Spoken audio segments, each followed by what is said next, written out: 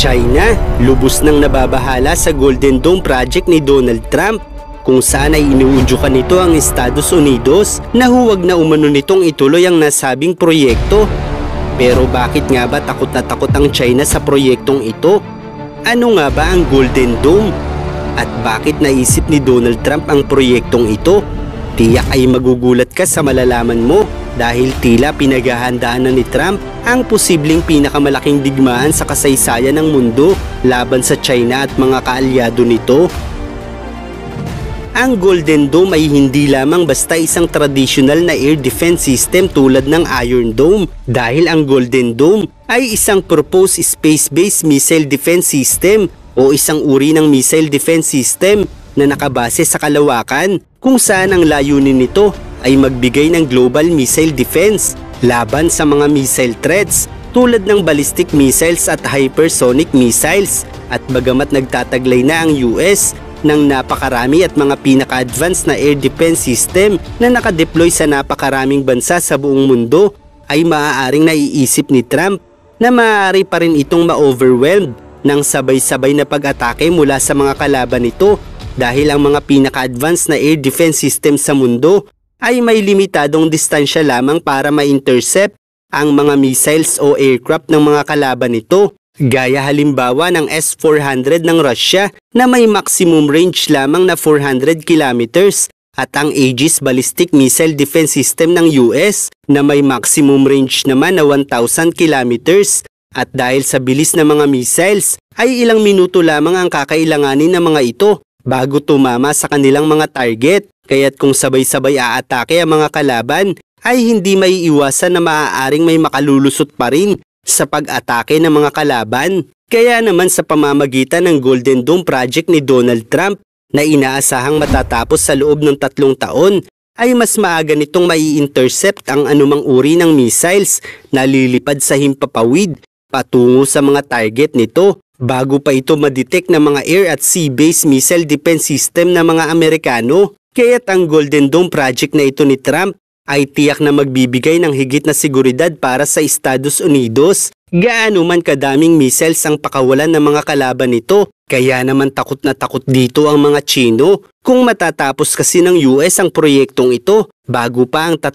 taon, ay maaaring magkaroon ng posibilidad na hangarin ni Trump na magdeklara ng digmaan laban sa China. Dahil sa panahon ng digmaan ay maaaring mapanatili ni Trump ang kanyang posisyon bilang Pangulo at hindi maaaring baliwalain ng China ang posibilidad na ito. Kaya naman takot na takot sila sa proyektong ito dahil ang posibilidad na maaari itong matapos bago matapos ang termino ni Trump bilang Pangulo ay hindi imposible, dahil hindi na rin bago para sa US ang ideyang ito, dahil matagal na itong naging bahagi ng kanilang military planning at strategic defense concept, kung saan noong 1983 pa lamang ay inanunsyo na noon ng dating Pangulong si Ronald Reagan ang Strategic Defense Initiative na kilala rin bilang Star Wars, kung saan ito ay nakatuon sa pagdevelop ng space-based weapons gaya ng laser o kinetic energy weapons na kayang saluhin o wasakin ng mga ballistic missile mula sa kalawakan. At bagamat hindi ito lubos na naisakatuparan dahil sa teknikal na limitasyon at mataas na gastos, ay naging pundasyon naman ito ng modernong missile defense system ideas ng bansa. Hanggang taong 1990s matapos ang inisyatibang ito ay nag-evolve naman ang mga programa tulad ng National Missile Defense at Missile Defense Agency na tumutok sa land-based at sea-based systems, habang nagpapatuloy ang interes sa space-based components. Hanggang taong 2019, noong unang termino ni Donald Trump bilang Pangulo, ay muling binigyang pansin ang space-based missile interceptors at sensors bilang bahagi ng Missile Defense Review, kung saan ang layunin nga nito ay mapigilan ang mga hypersonic weapons at ballistic missile threats mula sa China, Russia, North Korea at Iran. Kaya't sa madaling salita ay dekada na itong konsepto ng US. At dahil sa pag-usbong ng mas advanced na teknolohiya at banta mula sa ibang bansa, ay mas naging aktibo pa ngayon sa diskurso at development ang US sa defense strategy na ito. Kaya't hindi naman siguro imposible na kahit sa mas mababang bilang lamang ng proyektong ito ay may matatapos sa loob ng 3 taon ng mga Amerikano, kung saan sa kasalukuyan ay wala pa sa kalahating taon ng panunungkulan ni Trump bilang Pangulo. Kaya't kung may matatapos na space-based missile system ang US matapos ang 3 taon, ay mangangahulugang may kalahating taon pa si Trump upang magdeklara ng digmaan sa mga Tsino na maaaring magpanatili sa kanyang pwesto. Kung matatapos kasi sa administrasyon ni Trump ang Golden Dome at mapapasabak ito sa digmaan laban sa China bago matapos ang kanyang termino, ay maaaring mabahala ang mga mamamayan nito kung mapapalitan siya sa pwesto. Kaya't maaari itong maging daan para sa pagsusulong ng mamamayan ng US, kabilang na ang mga opisyalis ng bansa na magsulong sa Kongreso at Senado na mapahaba ang termino ng kasalukuyang Pangulo. At bagamat hindi ito magiging madali, ay mananatili ang posibilidad na ito dahil sa panahon ng digmaan ay napakahalaga ng suporta ng mamamayan at ang kontrol ng presidente sa puwersang militar ng bansang ito, kabilang na ang suporta ng kanyang mga kaalyado sa gobyerno. At kahit pa mabigo si Trump na mapahaba ang kanyang termino, ay mananatiling malaking dagok para sa China ang Golden Dome ng mga Amerikano. Kaya naman lubos na nababahala ang China sa proyektong ito at nagpahiwatig na gagawa rin nito ang China sa pamamagitan ng pahayag nito na magsisilbing battlefield lamang ang kalawakan kung itutuloy ni Trump ang proyekto. Subalit tiyak ay mahihirapan na ang China na sumabay sa proyektong ito dahil bukod sa matinding pressure ni Trump sa kanilang ekonomiya, ay halos takot ang maraming bansa na suportahan sila, lalo na sa klase ng proyektong ito na may napakalaking gastos sa pagbuo at maging sa pagmementena ng nasabing proyekto. Bukod pa riyan,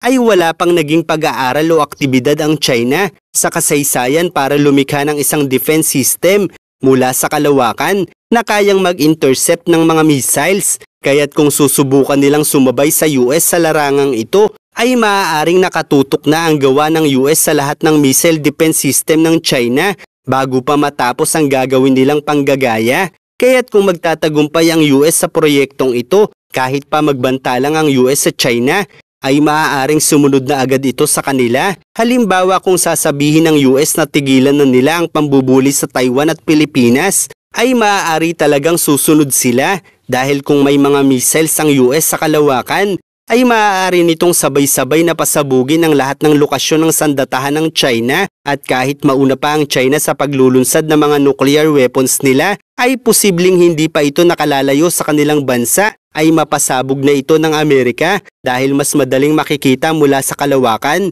ang paglo-launch ng missiles ng mga kalaban nila. Kaya't mas madali lamang din itong sasalubungin ng mga missiles ng Amerika mula sa kalawakan at sa pamamagitan nito ay magagawa pa ng US na wasakin ang anumang satellites na pag-aari ng China na bagamat may malaking epekto sa buong mundo ay tiyak na ito rin ang magiging katapusan ng komunistang partido. Kung wawasakin kasi ang mga satellite ng China sa kalawakan ay mawawala ang komunikasyon sa bansa at hindi na nila malalaman kung ano ang ginagawa ng kalaban dahil kung wala ang kanilang spy satellites ay hindi nila agad malalaman kung anong military movement ang ginagawa ng US o ibang bansa, habang ang navigation systems na ginagamit nila para sa precision targeting o pagtutok ng kanilang mga missiles o paggalaw ng mga tropa ay tiyak na magkakaroon ng malupit na aberya dahil hindi nila malalaman kung saan pupunta o kung paano tatama ang missiles nila sa kalaban.